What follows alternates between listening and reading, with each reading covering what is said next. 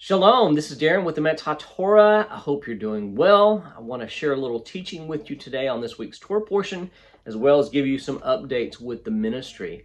So if you want to jump in here, I'm going to read from 5-Minute Torah Volume 3, which we now have available in hardback. Yes, it's amazing. It's great. It feels so good and just good to have in my hands. So if you want to check that out on Amazon, you can just look for 5-Minute Torah Volume 3. I picked that up in a hardback. But I'm going to be reading from this week's commentary / devotional on Parshat Vayigash, and this devotion is called The Power of Hope. In this week's Torah portion, we learned about the reunion of Joseph and his family. How appropriate for the name of the portion to be called Vayigash, which means, and he came near. After a long period of being apart from his family, Joseph was able to come near his family. Not only did Joseph reveal himself to his brothers after the long wait for his plan to succeed, but he was also reunited with his father, who had given up hope of Joseph's survival years beforehand. After revealing himself to his brothers, he instructed them to go back and get their father and all of their provisions and move down to Egypt, where he would provide for them. Once they got back home to their father, however, Jacob did not initially believe the news about Joseph. And in Genesis 45, we read this: "And they told him, 'Joseph is still alive, and he is ruler over all the land of Egypt.' And his heart became numb, for he did not believe them. But when they told him all the words of Joseph, which he had said to them, and when he saw the wagons that Joseph had sent to carry them, the spirit of their father Jacob revived." In this translation, we read that Jacob's heart became numb. However, the Hebrew is more evocative. It says that his heart fainted. He simply could not believe Joseph could still be alive after all these years. His pessimism was based on his challenging life. Jacob was 130 years old, and he had lived through many difficult circumstances. When he moved down to Egypt and met Pharaoh, he explained. This is what Genesis 47:9 says: "The days of the years of my sojourning are 130 years. Few and evil have been the days of the years of my life, and they have not attained to the days of the years of the life of my fathers in the days of their sojourning." The outlook he expressed to Pharaoh was that his life had simply been rough. From Jacob's perspective, he had reason to interpret his life in this manner. He had fled from his brother who wanted to kill him. He had been forced to marry a woman he did not want to, and had worked far too long for a less than honest man to marry the woman he loved. The wife he loved was barren for many years and eventually died, giving birth to her second son. And then her first son was taken from him for over 2 decades without any hope that he may still be alive. Proverbs tells us, "Hope deferred makes the heart sick, but a desire fulfilled is the tree of life." Proverbs 13:12. Joseph had lost hope, and he wasn't afraid to let it be known. It seemed everything he desired in life was stripped from him. Although Joseph didn't understand why bad things happened to him any more than Jacob did, he realized that ultimately they served a purpose if there was truly a God who ruled the universe.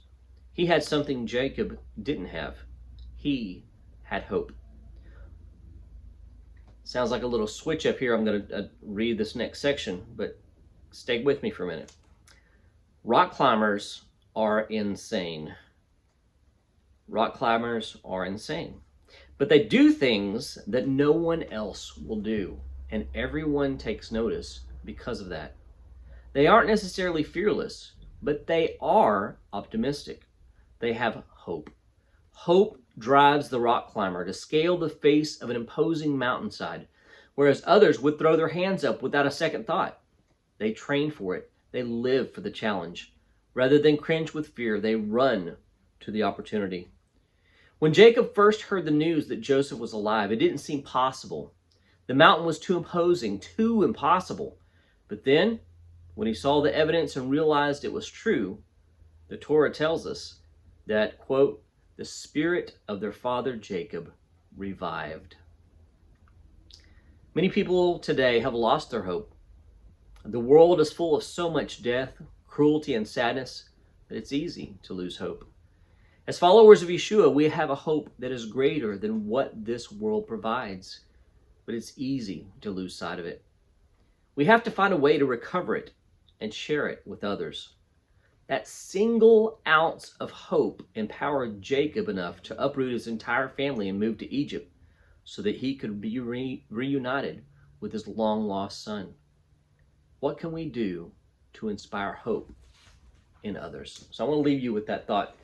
What can we do? What can you do? What can I do to inspire hope in others in this hopeless world? I want you to ponder that and think of ways that you can make a difference in other people's lives and give them hope. Okay? So that was commentary from this week's Torah portion in 5-Minute Torah, Volume 3. And now I want to give you an update on some things going on with the ministry. First of all, our prison ministry is going well. We sent off our Hanukkah books to them that they requested, and they have received them. And so we're looking forward to some good feedback on that. Want to thank people who donated towards the expenses involved in that. Thank you so much for your generosity. We have some other expenses that have come up unexpectedly, so we could use some help in that area as well, and I'll go over that in a minute. But I want to be sure to thank you guys for that support. Next thing on the agenda is, as I mentioned previously, we are having the 4 responsibilities translated into Thai to be used on the mission field in Thailand by some missionaries that are doing an incredible work over there. And we are so excited. It's being done, it's being translated professionally. And we have this expense that we need to cover as well. And so thank you so much in advance for helping out with that. We could use some support on that.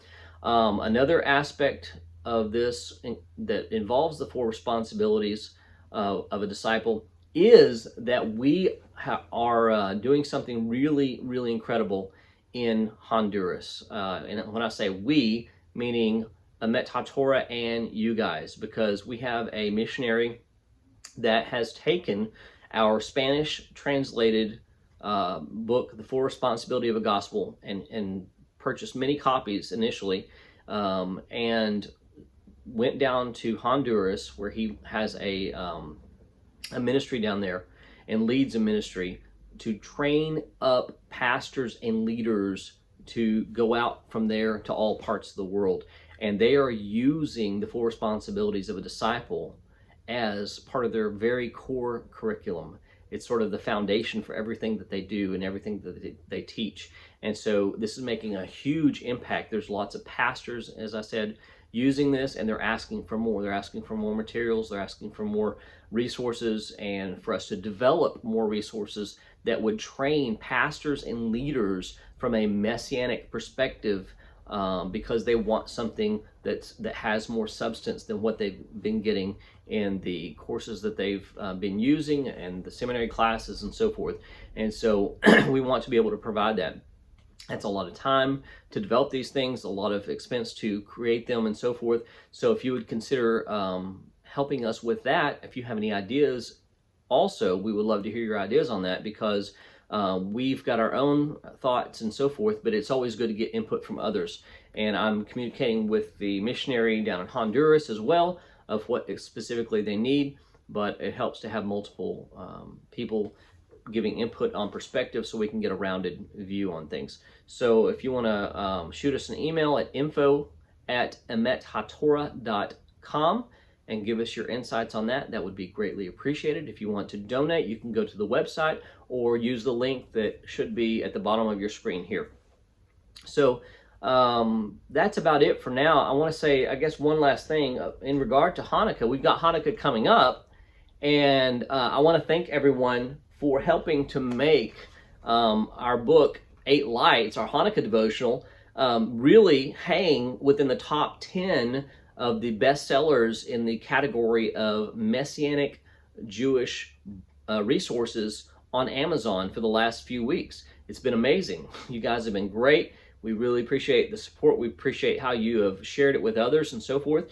And we are very thankful for the way that you've helped us to keep that in front of people. And so don't forget to pick up your copy. You can go to Amazon, look for 8 Lights by Darren Huckey, and pick up your copy today, because you don't want to go through Hanukkah without it, right? So thank you guys so much for that. Looking forward to sharing with you over the course of Hanukkah as well. I hope to get possibly a live broadcast or something like that. Maybe pre-recorded, maybe live. We'll see how that the timing works out on that, and just enjoy Hanukkah with you guys. So I'm very blessed. Thank you guys so much for being with us. Pray that you would be blessed during this holiday season. Please be sure to subscribe to our channel, like this video, and turn on notifications for when there are updates, so we can keep you informed on everything and give you new teachings. Blessings, blessings, blessings from Emet HaTorah. Shalom.